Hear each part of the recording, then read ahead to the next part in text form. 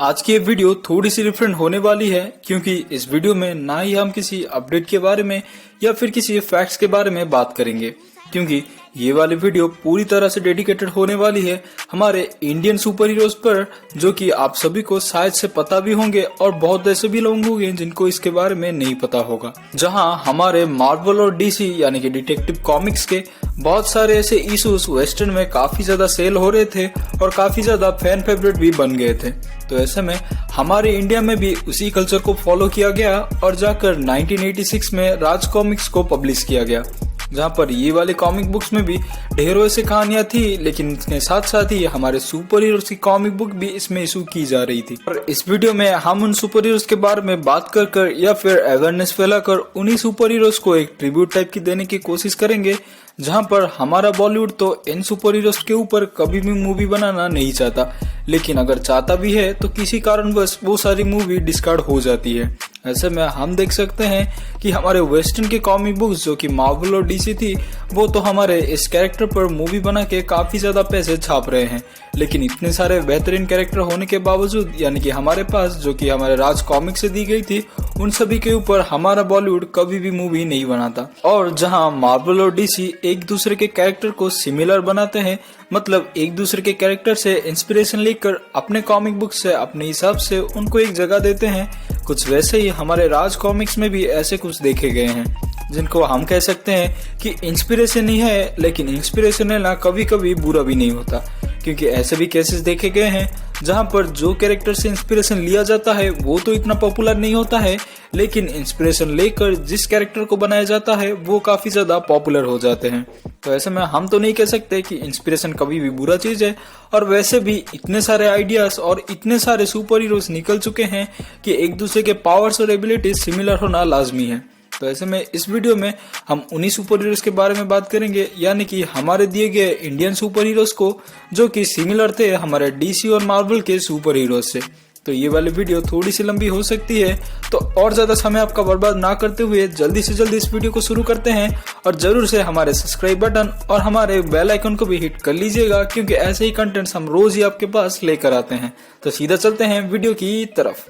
कोबी एंड वेडिया, जिसकी comic books करीब 175 निकली है, तो इसकी ओरिजिन स्टोरी के बारे में अगर हम थोड़ा सा बात करें तो इसकी कहानी शुरू होती है 50,000 साल पहले, जहां पर एक वेडियों का ही इलाका था जिसको उल्फानो नाम दिया गया था, जहां पर एक इवॉल्व स्पीसीज टाइप के ही ह्यूमंस रहते थे, जो कि मिक्सचर थे हमारे उल्फ और ह्यूमंस के। तो उन्हीं का ही किंग उल्फा नाम का एक बंदा था, जिसको एक बार एक रानी से प्यार हो जाता है जिसका नाम सुरविया था। तो आगे जाकर उन दोनों ने शादी भी कर ली, और शादी करने के बाद उनका एक बेटा हुआ जो कि हमारा सुपर हीरो कोबी था। और उन सब पर यानी कि वो उल्फ और ह्यूमन के म्यूटेशन वाले स्पीसीज पर ऐसा एक कर्स लगा हुआ था, जहां पर इसका मानना ये था कि चाहे वो दुनिया के किसी भी कोने में रह जाए, लेकिन आखिरकार उनकी डेस्टिनी यही है कि उन्हें उल्फानो की प्रोटेक्शन करनी होगी। तो हमारे सुपर हीरो पर भी यही वाला कर्स लागू होता है, और वो खुद को आगे जाकर आसाम के वही वाले उल्फानो प्लेस पर जाकर उसे मिलती है। तो अगर बात करें इसके सुपर हीरो के पावर्स के बारे में, तो उसके पास एक टेल भी होता है जिसको वो वेपन्स की तरह यूज कर पाता है। साथ ही साथ वो एनिमल से भी, यानी कि स्पेशली मैं अगर ये कहूँ तो उल्फ से बात कर सकता है। और जैसे कि हर सुपर हीरो के पावर होते हैं, super human strength, durability, agility और हीलिंग फैक्टर भी इसके पास थे। बात करें इसके सिमिलरिटीज के बारे में, तो ये थोड़ा बहुत टार्जन से सिमिलर है, लेकिन ये किसी कॉमिक बुक का पार्ट नहीं है, यानी कि हमारे मार्वल और डीसी का। लेकिन अगर मार्वल और डीसी में से ही किसी सुपर हीरो को अगर चूज करना होगा, तो मैं कहूंगा ये ज्यादा कुछ हमारे एक्वामैन से ही सिमिलर है, जहां पर इन दोनों के किंगडम काफी ज्यादा अलग है, लेकिन इनकी स्टोरी काफी हद तक सेम ही है। जहां पर हमारा वाला एक्वामैन अपने किंगडम को बचाता है जो कि अटलांटिस है, वहीं पर हमारा को भी उसके प्लेस को बचाता है जो कि उल्फानो नाम का ही प्लेस है। जैसे कि हमारा एक्वामैन मछलियों से बात कर सकता है, कुछ उसी तरह ही हमारा सुपर हीरो वेडियो से बात कर सकता है। तो ये वाली वीडियो कुछ इसी तरह होने वाली है। जैसे जैसे हम आगे बढ़ते जाएंगे सभी सुपर हीरो की सिमिलरिटीज बढ़ती जाएंगी। तो फिर आगे चलते हैं अगले सुपर हीरो की ओर, जो कि है परमाणु, जिसकी 2004 कॉमिक बुक इश्यूज निकली है। और बात करें इसके ओरिजिन के बारे में, तो इसकी ओरिजिन स्टोरी काफी ज्यादा छोटी है, लेकिन इसके साथ साथ काफी ज्यादा दमदार भी है। जहाँ पर एक विनय नाम का लड़का था, जो कि अपने क्लासमेट को मरते हुए देख लेता है एक पुलिस ऑफिसर के हाथों। तो इसी चीज से वो काफी ज्यादा गुस्सा हो जाता है और इन्हीं सभी करप्टेड लोगों के खिलाफ वो लड़ने के लिए ठान लेता है। तो ऐसे में उसके अंकल के पास जाता है जिनका नाम के वर्मा था और जाकर यही सारी बातें उनसे डिस्कस करता है। तो उनके के वर्मा वाले अंकल काफी ज्यादा साइंटिस्ट टाइप के एक बंदे थे जिन्होंने एक सीक्रेटली सूट डिजाइन किया हुआ था। इसके लिए ही वो टेस्ट सब्जेक्ट ढूंढ रहे थे जहां पर हमारे विनय को ही ये वाला सूट दिया गया। इसके बाद उसके पास काफी ज्यादा सुपर ह्यूमन स्ट्रेंथ और एबिलिटीज भी आ गई थी, जिसके खातिर ही वो आगे जाकर परमाणु नाम का सुपर हीरो बनता है। बात करें इसके पावर्स के बारे में तो इसके पास भी वैसे ही कुछ सुपर ह्यूमन वाले स्ट्रेंथ, एबिलिटी और ड्यूरेबिलिटी तो थी ही थी, लेकिन उसके सूट के कारण ये काफी ज्यादा बुलेट प्रूफ हो चुकी थी और अपने एटॉमिक साइज को काफी ज्यादा घटा या बढ़ा भी सकता था। इसके साथ इसके पास सुपर ह्यूमन रिफ्लेक्सेस और टेलीपैथी की पावर्स भी थी, जहां पर आगे जाकर ये काफी ज्यादा इफेक्टिव बन जाता है। बात करें इसके सिमिलरिटीज के बारे में तो ये काफी हद तक सिमिलर है एटम नाम के ही एक बंदे से, यानी कि सुपर हीरो से, जो कि हमारे डीसी कॉमिक्स से ही बिलोंग करता है। इंस्पेक्टर स्टील,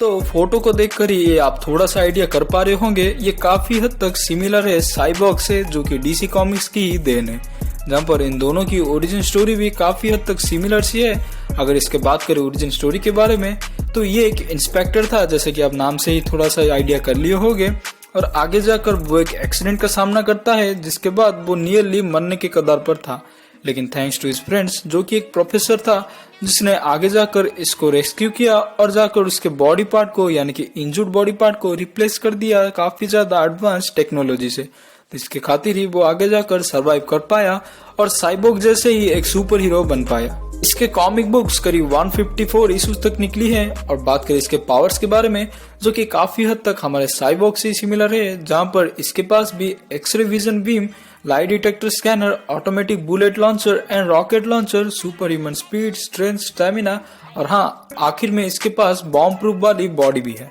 सुपर कमांडो ध्रुव, इस सुपर हीरो के बारे में जानने के बाद आपको ये मुझे बताने की जरूरत नहीं कि ये वाला सुपर हीरो काफी हद तक सिमिलर है हमारे डीसी के रॉबिन से,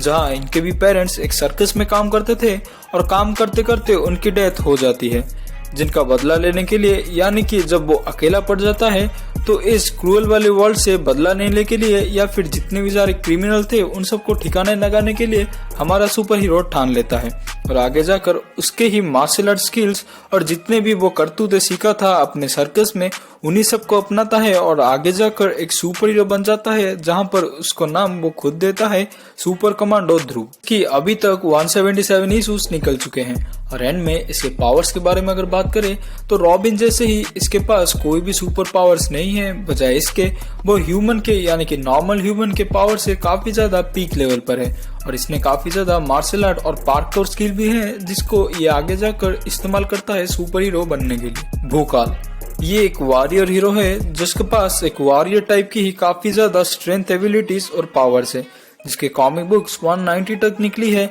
और इसके सुपर पावर्स के बारे में बात करें तो स्वॉर्ड को काफी अच्छी तरीके से ये इस्तेमाल कर सकता है, साथ ही साथ इसके पास सुपर ह्यूमन स्ट्रेंथ, एबिलिटी और ज्यादा ही लीप वाली पावर्स है, यानी कि वो काफी लंबे लंबे जंप्स लगा सकता है हमारे थोड़े बहुत हल्क के जैसे। लेकिन इसके सिमिलरिटीज काफी हद तक सिमिलर है हमारे ही मैन से, जो कि अपीयरेंस में भी काफी हद तक इससे सिमिलर ही दिखता है। नागराज, जो कि एक इंस्पिरेशन है इच्छाधारी नाग का, जो कि हमारे इंडियन माइथोलॉजी का ही एक पार्ट है। जहां इसके ओरिजिन स्टोरी के बारे में बात करें तो पैदा होते ही इसके पास ये वाले सुपर हीरो एबिलिटीज मिल गई थी। हाँ, इसके बॉडी में पहले से, मतलब पैदा होते ही इसके ब्लड स्ट्रीम में व्हाइट ब्लड सेल नहीं थे। तो अगर आप एक साइंस के स्टूडेंट हो तो आपको मुझे ये बात बताने की बिल्कुल भी जरूरत नहीं है कि इसके बॉडी में व्हाइट ब्लड सेल कितना ज्यादा इंपॉर्टेंट है। तो व्हाइट ब्लड सेल ना होने के कारण वो सभी चीज रिप्लेस हो गई थी सांप से। जी हाँ, काफी ज्यादा क्रेजी है ना। तो आगे जाकर हमेशा देखने को मिलता है कि ये वाले सुपर हीरोज की पावर से इसको यूज करता है और आगे जाकर वो सुपर हीरो बनता है, जिसको ये नाम देता है नागराज।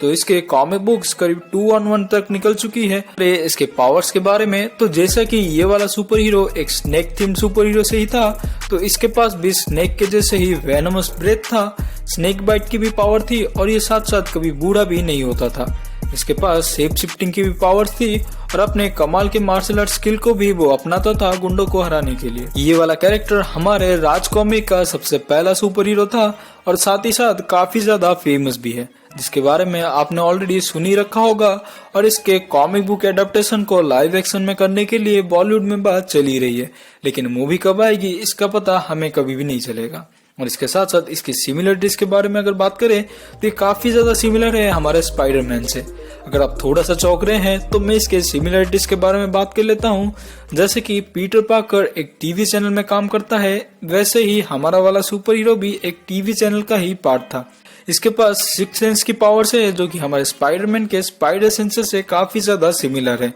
लेकिन सिमिलरिटी की सबसे बड़ी वाली रीजन यही है कि जैसे स्पाइडरमैन अपने वेब को यूज कर स्विंग करता है एक जगह से दूसरी जगह जाने के लिए, कुछ उसी तरह ही हमारा नागराज भी सांपों को लिपट कर जाता है इस जगह से उस जगह स्विंग करते हुए। डोगा जो कि सूरज नाम का एक ऑर्फन बच्चा था, लेकिन इसकी स्टोरी पूरी तरीके से नहीं बताई गई है कि आखिरकार ये ऑर्फन कैसे बना। तो ऐसे में आगे जाकर हमें ये पता चलता है कि ये हमारे स्ट्रीट पर ही बड़ा हुआ था, जहाँ पर ये वाली क्रूएल वर्ल्ड इसको कभी एक इंसान के बच्चे की तरह ट्रीट नहीं करती थी। और ये काफी ज्यादा ऑफेंडेड भी लग सकता है, जहाँ पर इस वाले सुपर हीरो को काफी ज्यादा डॉग से ही सिमिलर बताया जाता है, क्योंकि इसको डॉग जैसे ही ट्रीट किया जाता था और इन्हीं सभी चीजों को देख कर ही वो बड़ा हुआ था। और जैसे कि वो काफी ज्यादा ग्राउंडेड वाला सुपर हीरो था, या फिर मैं अगर कहूँ काफी ज्यादा बड़ा हुआ था एक स्लम एरिया से, तो क्रिमिनल केसेस को काफी अपने आंखों से ही विटनेस करता था। तो बड़ा होते होते उन्हीं सब एंगर को ही लेकर वो सुपर हीरो बनने की ठान लेता है, और गन्स और वेपन्स को यूज करके वो काफी हद तक एक डेंजरस सुपर हीरो में परिवर्तन हो गया था। परिवर्तन, वाओ, इंडियन सुपर हीरो है ना, तो थोड़ा सा संस्कारी बनना पड़ता है। मजाक को साइड में रखते हुए वापस से आते हैं टॉपिक के ऊपर, जहाँ पर इसके पास 230 कॉमिक बुक की इशू पब्लिश हो चुकी है। और जैसे कि बचपन से ही ये कुत्तों के साथ बड़ा हुआ था, तो ऐसे में डॉग से बात करने की एबिलिटीज भी इसके पास थी। और बात करें इसके सिमिलरिटीज के बारे में, तो ये काफी ज्यादा मर्सीलेस और क्रूएल था हमारे पनिशर के जैसे ही, जहाँ पर मार्वल कॉमिक्स में भी हमने देखा था कि जस्टिस देने का तरीका हमारे पनिशर का भी कुछ हमारे डोगा जैसे ही था, जहाँ पर वो एंड के जस्टिस को ही देखता था, ना कि जस्टिस देने के तरीके को। तिरंगा, तो जैसे कि आप इसके नाम से ही जान पा रहे होंगे ये कितना बड़ा देशभक्त था। तो इसकी ओरिजिन स्टोरी शुरू होती है इसके स्कूलिंग के बाद, जब जाकर ये एक special commando force x squad को ज्वाइन करता है। तो एक कारणवश वो उसको छोड़ देता है पूरी प्रॉपर ट्रेनिंग लेने के बाद। तो छोटे मोटे गुंडे को जो भी हमारे देश में पल रहे थे उन सबको ठिकाने लगाने के लिए हमारा सुपर हीरो आगे आता है और एक तिरंगा कलर का ही सूट पहनता है, जो कि कम्प्लीटली बेस्ड था हमारे फ्लैग के ऊपर ही, यानी कि नेशनल फ्लैग तिरंगा के ऊपर ही, जो कि काफी हद तक सिमिलर था हमारे मार्वल के सुपर हीरो कैप्टन अमेरिका से। जहां पर कैप्टन अमेरिका भी सुपर हीरो बनने से पहले एक सोल्जर का ही पार्ट था, और आगे जाकर सुपर सीरम लेने के बाद वो अपने फ्लैग के कलर को ही अपने सूट में अपनाता है, और आगे जाकर अपने नेशन का रिप्रेजेंटेटिव सुपर हीरो बन जाता है। कुछ उसी तरह ही हमारा तिरंगा भी था, जिसने अपने नेशनल फ्लैग को ही अपना सूट बनाया हुआ था। तो आगे जाकर ये दोनों भी गुंडों से लड़ने के लिए हमारे ग्राउंड लेवल सुपर हीरो बन जाते हैं, और हमारे नेशन को प्रोटेक्ट करते हैं अपने अपने तरीके से। पर ये वाला सुपर हीरो इतना ज्यादा फेमस तो नहीं है हमारे कैप्टन अमेरिका जैसे, लेकिन बावजूद इसके 149 इश्यूज ऑलरेडी निकल चुके हैं। तो बात करें इसके पावर्स के बारे में, ये काफी हद तक सिमिलर थी हमारे कैप्टन अमेरिका से ही, क्योंकि ये दोनों भी कमांडो के ही पार्ट थे, और कमांडो के स्किल से ये hand to hand combat skill में काफी हद तक महारत हासिल किए हुए थे। और कैप्टन अमेरिका के जैसे ही ये एक शील्ड को अपनाता था अपने फाइटिंग स्किल में, और जाकर अपने शील्ड को ही फेंकता था कुछ कैप्टन अमेरिका के जैसे ही। तो ये थी हमारी वीडियो हमारे सुपर हीरोज को थोड़ा सा ट्रिब्यूट देने के लिए, और आप सभी को इन सुपर हीरोज का ज्ञान देने के लिए। तो आपको ये वीडियो कैसी लगी आप हमें कमेंट सेक्शन में लिखकर बता सकते हैं, और अगर ये वीडियो पसंद आए तो हमारे चैनल को लाइक भी कर दीजिएगा। सॉरी, चैनल को कौन लाइक कर सकते हैं यार, वीडियो को लाइक कर देना। तो खैर, आपको अगर ऐसे ही कंटेंट पसंद है तो हमारे चैनल को सब्सक्राइब भी कर लीजिएगा, और बगल में पड़ी उस बेल आइकन को भी जरूर से हिट कर लीजिएगा। तब तक के लिए मैं आपसे विदा लेता हूँ। मैं मिलूंगा आपसे किसी दूसरे वीडियो में किसी दूसरे टॉपिक के साथ। तब तक के लिए अपना ख्याल रखें, बाय।